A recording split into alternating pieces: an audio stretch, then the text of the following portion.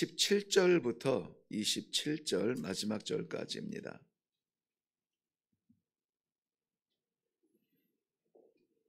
네, 우리 한 목소리로 같이 읽겠습니다. 시작.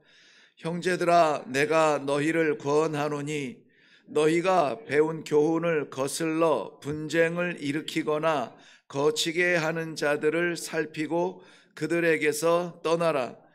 이 같은 자들은 우리 주 그리스도를 섬기지 아니하고 다만 자기들의 배만 섬기나니 교활한 말과 아첨하는 말로 순진한 자들의 마음을 미혹하느니라.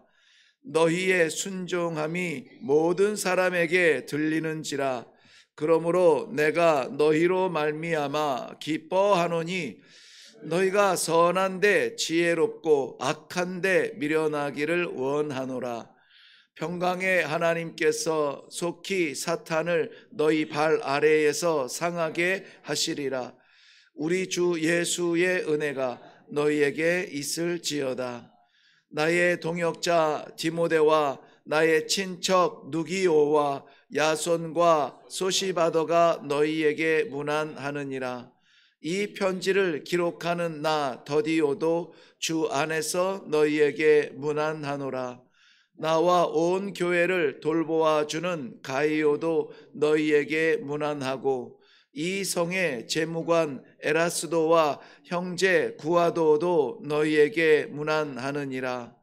나의 복음과 예수 그리스도를 전파함은 영세 전부터 감추어졌다가 이제는 나타내신 바 되었으며 영원하신 하나님의 명을 따라 선지자들의 글로 말미암아 모든 민족이 믿어 순종하게 하시려고 알게 하신 바 그 신비의 계시를 따라 된 것이니 이 복음으로 너희를 능히 견고하게 하실 지혜로우신 하나님께 예수 그리스도로 말미암아 영광이 세세 무궁하도록 있을지어다. 아멘. 아멘. 네, 우리 먼저 기도하겠습니다.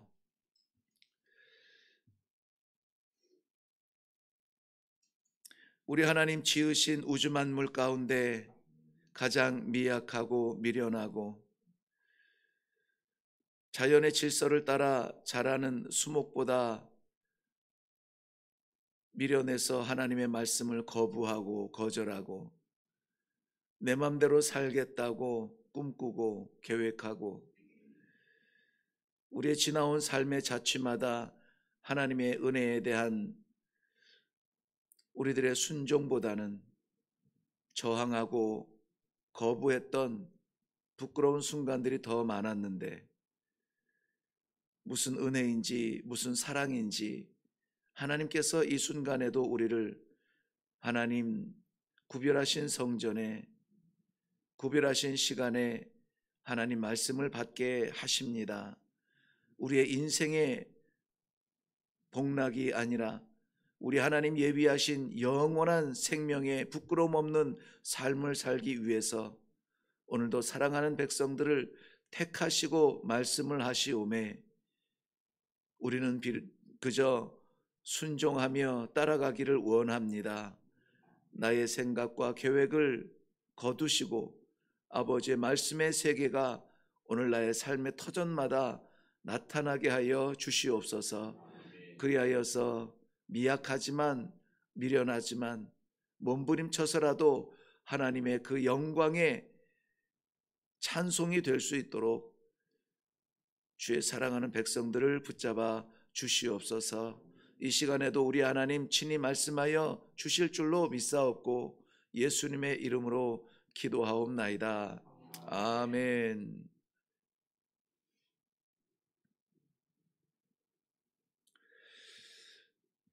네, 우리 새벽 예배마다 늘 와서 힘있게 기도하시고 어차피 영적 전쟁 가운데 살아가는 동안에 그 악의 그림자를 깨트리고 거룩한 하늘문 열려 기도하도록 늘 애쓰고 수고하는 우리 김형종, 박형종 우리 목사님 앞에 제 성을 깜빡했네요. 서형정 네 목사님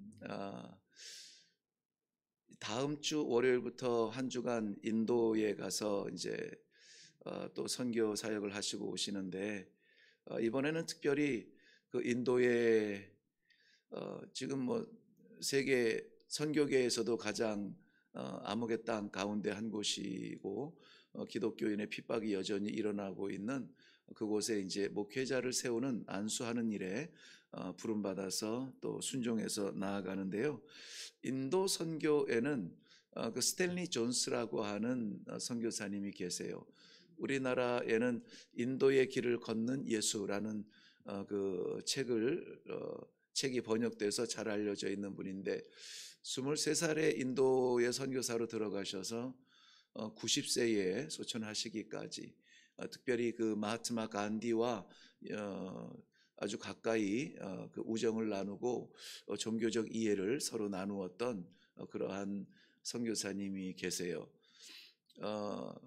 굉장히 그 현지화되고 현지의 상황화된 복음을 증거했던 아주 모델처럼 그 교과서 같은 사역을 했던 분이 스탠리 존스 선교사님이신데 늘 그렇게 선교의 열매가 많았던 것은 아니고요. 초기에는 오히려 기록에 보면은 스탠리 존스 그 선교사님이 하나님께 정말 너무 사역이 안 되고 너무 열매가 없어서 하소연하면서 이렇게 기도했다고 합니다.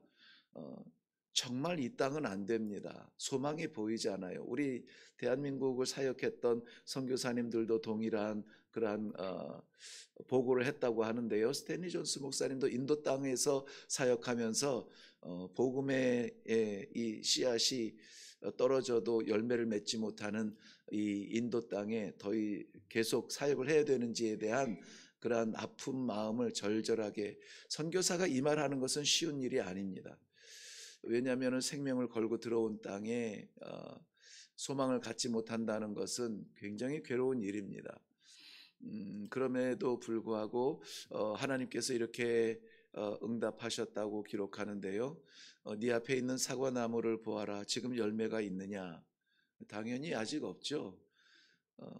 때가 되지 않아서 그런 것이다. 그러나 그 뿌리가 땅에 박히고 그 푸른 잎이 변질되지 않는다면 반드시 계절이 돌아올 때에 그 가지의 열매를 볼 것이다 라고 하는 하나님의 말씀을 응답으로 받고 끊임없이 그 계절이 오기까지 하나님의 계절이 오기까지 그렇게 사역을 했다고 합니다. 그야말로 거의 70년 가까운 세월을 인도 땅에서 사역하다가 거기에서 소천을 하시게 되는데요. 그곳을 우리 이제 그 서영종 목사님께서 가셔서 또 한 명의 목회자에게 안수를 하고 돌아오는 길입니다. 다음 주 한 주간은 우리 새벽 예배가 조용할지 모르겠지만, 네, 우리는 더욱 뜨거운 마음으로 선교적 마음, 동역하는 마음으로 기도해야 되겠습니다. 빌립보서 3장 14절 말씀에는 표대를 향하여 그리스도 예수 안에서 하나님이 위에서 부르신 부름의 상을 위하여 달려가노라. 누구의 고백입니까? 바울 사도의 고백입니다. 우리는 세상에 발딛고 살지만은 세상이 종점인 것처럼 세상의 열매를 위해서 살지 않습니다. 하나님께서 변하지 아니하고 영원한 하나님 나라의 열매를 위하여서 오늘도 그 길을 위해서 달려가는 길입니다. 저는 저의 길을 가고 우리 성도님들은 성도님의 길을 가지만 우리는 모두 다가 한 길을 가고 있는 것입니다. 어디를 향해서 갑니까? 위에서 부르신 부르심의 상을 위하여 달려가는 것입니다. 아무쪼록 우리 그 나라에서 우리를 부르신 하나님 앞에 섰을 때에 부끄럽지 않게 서로 반갑게 맞이하며 그렇게 만날 수 있는 날이 되었으면 좋겠습니다. 오늘 로마서를 마무리하게 되는데요.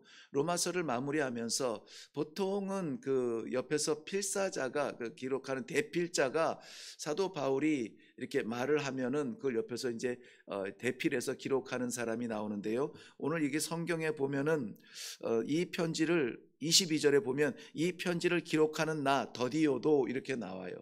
그래서 로마서를 곁에서 대필하고 있는 사람의 이름이 더디오라는 것을 알 수 있는데 사도 바울에게는 그의 육신에 사단의 가시와 같은 그러한 질병이 끊이지 않았죠. 세 번이나, 이 세 번이라고 하는 것은 세 차례나라는 말이 아니라 3이라고 하는 것은 완전수이기 때문에요. 3번 기도했다는 것은 정말 그가 중심을 다해서 끊임없이 하나님 앞에 기도했다는 말의 의미가 되는데요. 이 가시를 좀 뽑아달라고, 이 질병을 좀 해결해 달라고 애타게 기도했는데 하나님의 응답은 내 은혜가 내게 족하다라는 응답으로 돌아왔죠. 그 중에 하나가 이 신학자들이 추측하건대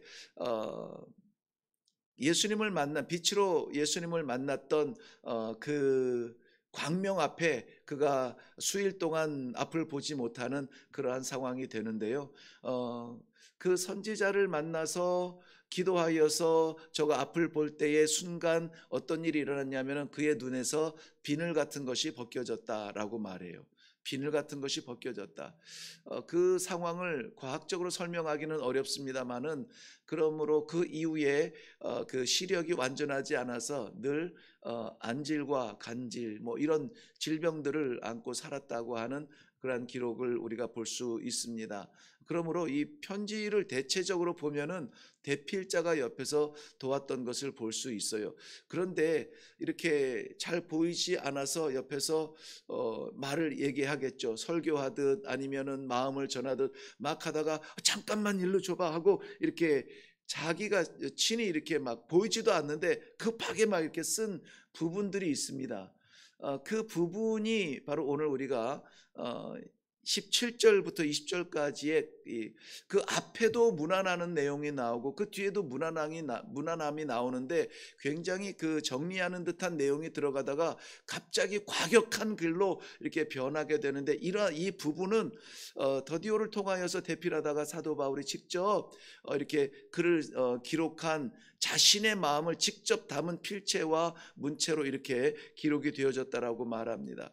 그리고 나서 오늘 본문의 마지막인 21절부터 끝까지 27절까지는 다시 이 더디오가 대필하게 되는 정리하는 그러한 글이 되겠습니다. 무엇을 말씀드리고 싶으냐면은 이 로마서라고 하는 우리는 구원받으려고 뭔가를 시도하는 사람들이 아니라 구원받은 사람으로서 그 감격 속에 살아가는 사람들이라고 했습니다. 그렇기 때문에 오늘 우리가 살아가는 것은 착하게 살아야지, 선한 일 해야지, 좋은 일 해야지, 복음 증거해야지 이러면서 우리가 구원에 가까워지는 것은 아니라 구원은 완성이 되었고 구원은 이미 이루어졌고 그 구원의 삶을 살 수 있도록 오늘도 하나님께서는 우리 안에 내주하여 주시어서 우리에게 말씀을 주시고 길을 인도하시고 상황을 다스리세요.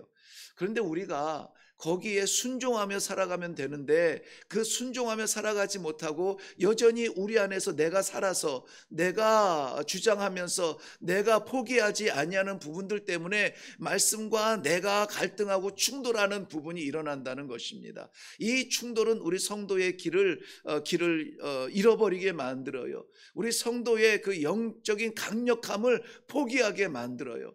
그래서 구원받은 사람인데 구원받은 사람처럼 살지 못하게 한다는 것입니다. 우리가 구원받은 사람처럼 살아야 하는 데는 우리의 의무가 있고 사명이 있습니다. 왜냐하면 하나님께서 우리를 구원하신 이후에는 구원받은 사람의 그러한 삶을 기대하고 계신단 말이죠.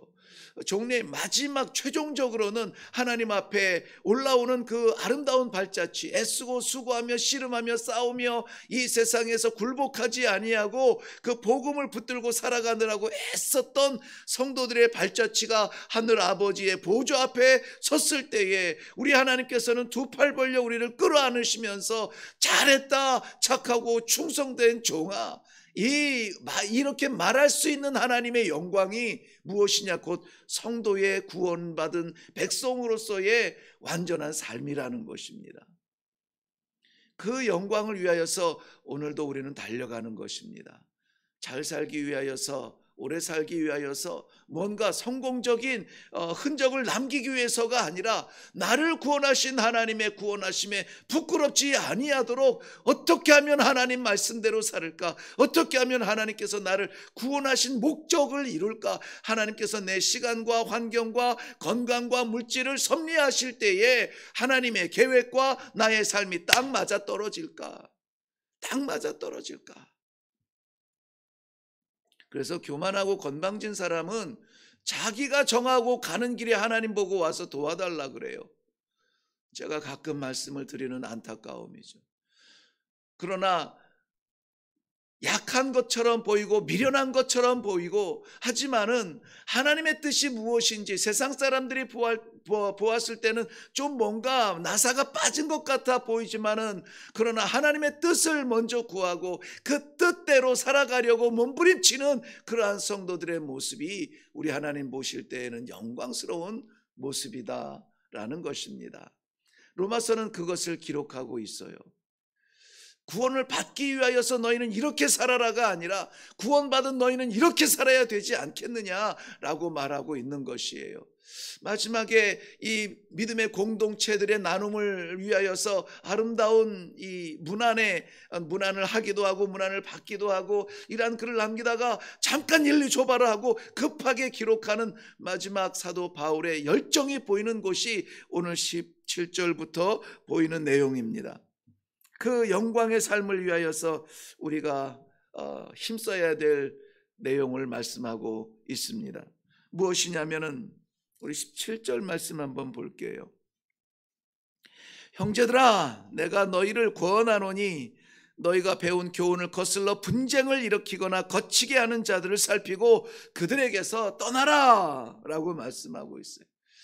문안 얘기를 잘 이제 마무리하고 가다가 갑자기 그들에게서 떠나라라고 말하는데 그들이 누구냐면은 유대주의 그 전통적인 극단적인 그 유대 전통주의자들이에요.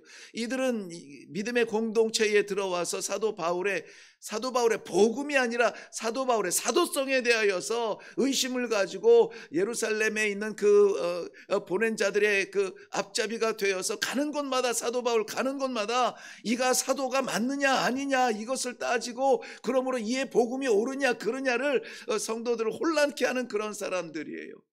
사도 바울의 전하는 복음은 무엇입니까? 오늘 본문에서도 살펴보겠지만은 사도 바울의 전하는 그 복음은 하나님께서 이 땅 위에 우리의 구원을 위하여서 주신 예수 그리스도의 십자가를 증거하는 것 외에는 아무것도 자랑하는 것이 없다고 했는데, 아무것도 선포하는 것이 없다고 했는데, 그 입술을 통하여서 선포되어지는 예수 그리스도를 받으면 되는데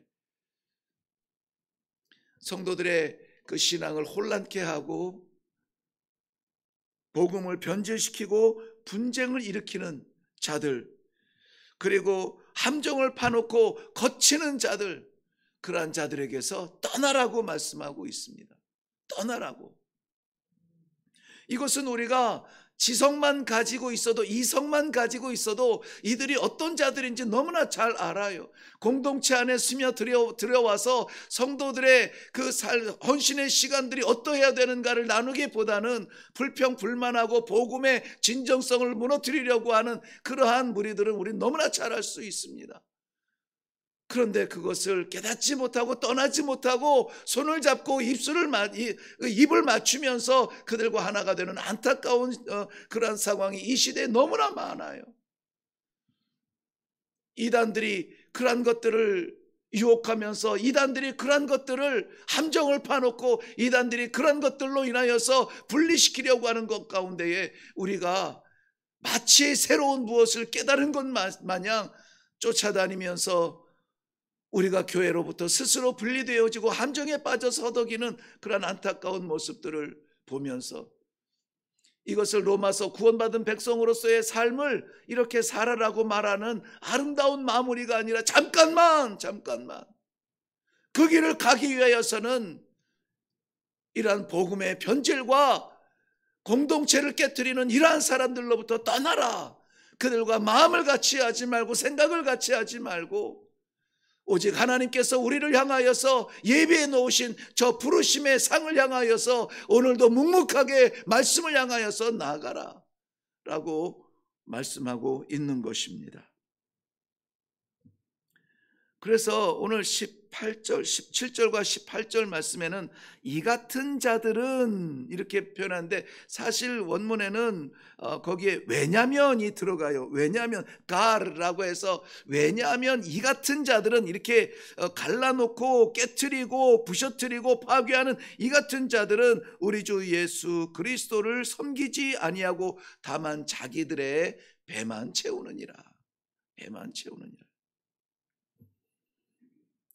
이러한 영적인 예민함을 가지고 우리가 따라가야 될 길과 따르지 말아야 될 길에 대한 판단력이 분명히 우리들에게는 있어야 됩니다.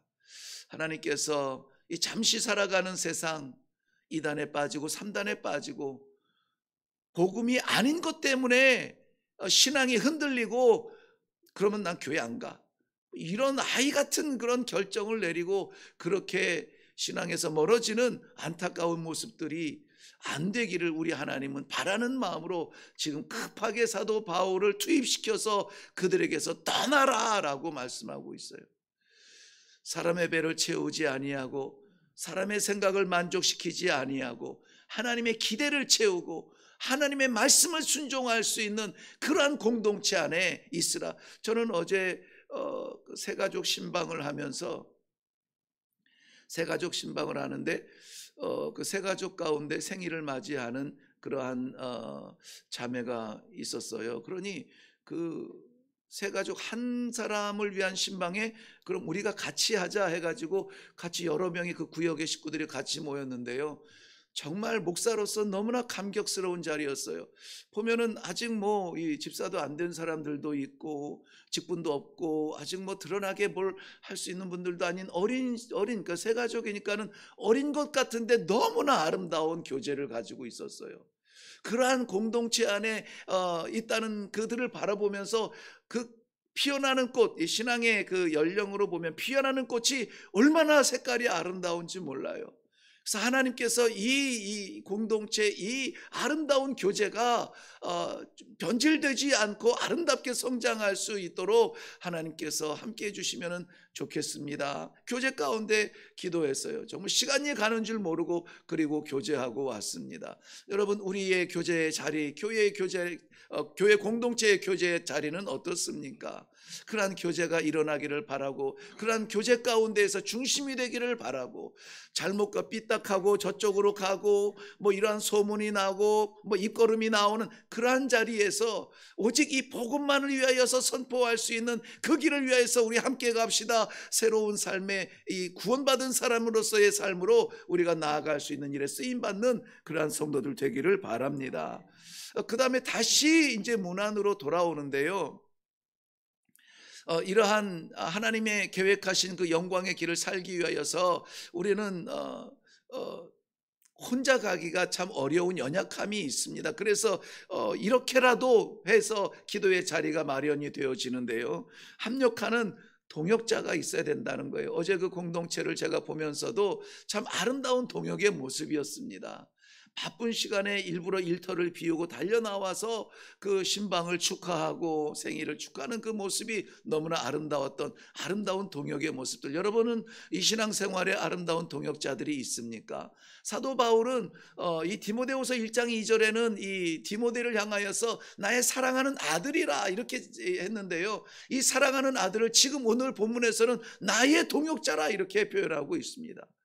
우리 일회교회 성도들은 잘 알겠지만은 제가 사역하던 그곳을 이제 떠나와서 한국에서 지금 목회를 하고 있는데, 그 저의 사역했던 그 모든 사역의 책임을 맡고 지금 담당하고 있는 담바 목사님을 처음 만났을 때가 중학생 때였어요.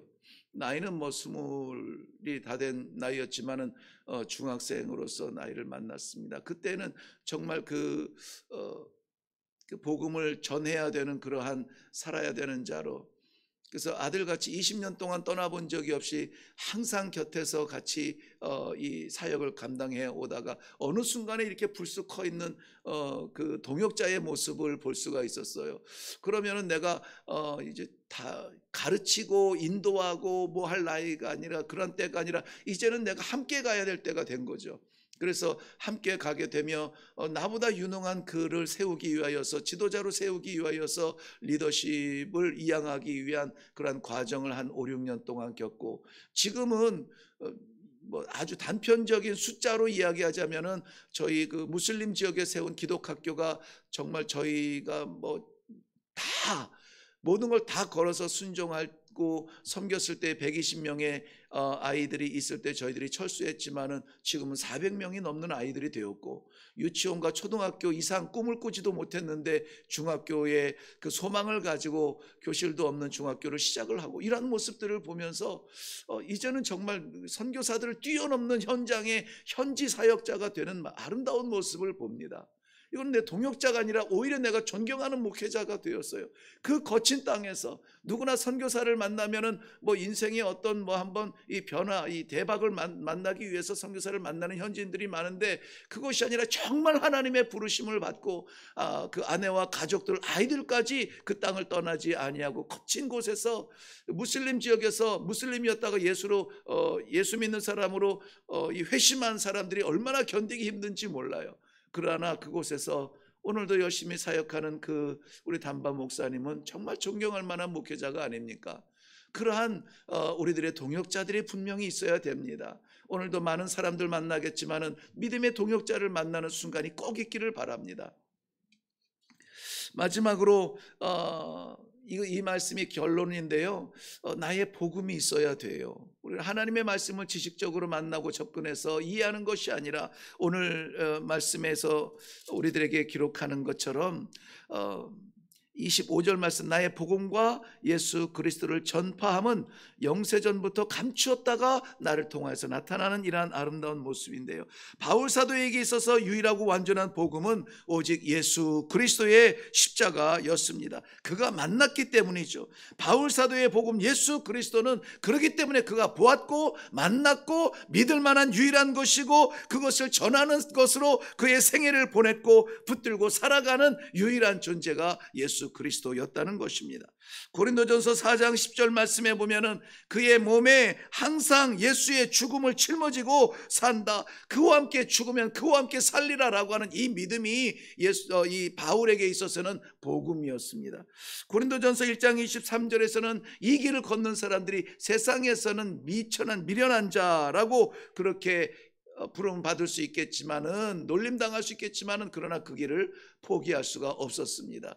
결국 사도 바울은 이 순교의 형장에서 목이 잘리게 되는데요. 마지막 전승에 의하면은 마지막 그의 목이 떨어져서 3번 떼굴떼굴 굴르는데, 그곳이 서쪽, 로마에서 서쪽 즉 서바나로 향하는 그 방향으로 굴러갔다라고 하는 그러한 그 기록을 남깁니다. 뭐 정확하게는 모르겠지만, 여러분의 복음은 무엇입니까?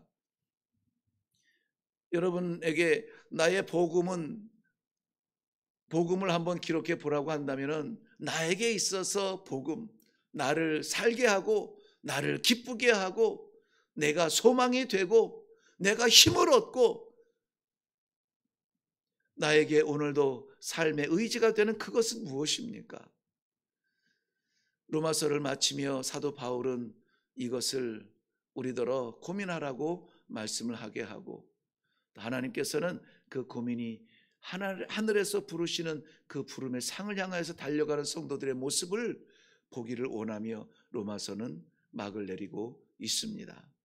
우리는 이 땅을 살아가는 80억의 사람들 가운데 한 명이 아니라, 하나님께서 그토록 자신의 모든 것을 주고라도 우리를 사고 그 아름다운 빛으로 만나기를 원하는 하나님의 자녀요, 하나님의 백성이라고 하는 이 사실로 오늘 하루를 살아가는 귀한 동력이 되시기를 주님의 이름으로 축원합니다. 기도하겠습니다. 성도로 산다는 것, 우리 인생의 열매가 아니라 우리 하나님의 구원하심의 열매를 위하여서 오늘도 기도하며 나아갈 수 있도록 인도하여 주시는 하나님 아버지 은혜를 감사합니다. 그 무엇도 우리를 어지럽게 하지 마시고 흔들게 하는 것 지워주시옵시고 오직 허락하신 하나님의 말씀으로 새롭게 되어서 살아가는 구원의 백성의 삶을 살아가게 하여 주시옵소서. 감사드립니다. 예수님의 이름으로 기도하옵나이다. 아멘. 아멘. 나의 복음에 대한 중요성을 충분히 다루지 못한 아쉬움이 있지만 그래도 이 시간에 기도할 때 하나님, 십자가가 나의 복음 되게 하여 주옵소서. 나의 자랑 되게 하옵소서. 나의 소망 되게 하여 주옵소서. 나의 삶의 힘이 되게 하여 주옵소서. 이 경제 아파트 값이 조금만 내려가도 가슴이 철렁철렁하는 그러한 얄팍한 심장이 아니라 예수 그리스도의 심장을 가지고 하나님의 나라를 소유한 백성답게 당당하게 담대하게 살아가게 하여 주시옵소서. 오늘도 하나님께서 파송하시는 자리마다 이 복음의 사람으로 살게 하여 주시되 복음이 중심되어서 복음 생명 나눌 수 있는 그러한 일에 사용되고 쓰임받는 아버지 종이 되게 하여 주시옵소서. 이 시간에 우리 말씀에 의지하여서 먼저 기도하시고 그리고 각자의 기도의 제목으로 나아갈 수 있기를 바랍니다. 우리 다 같이 기도하겠습니다.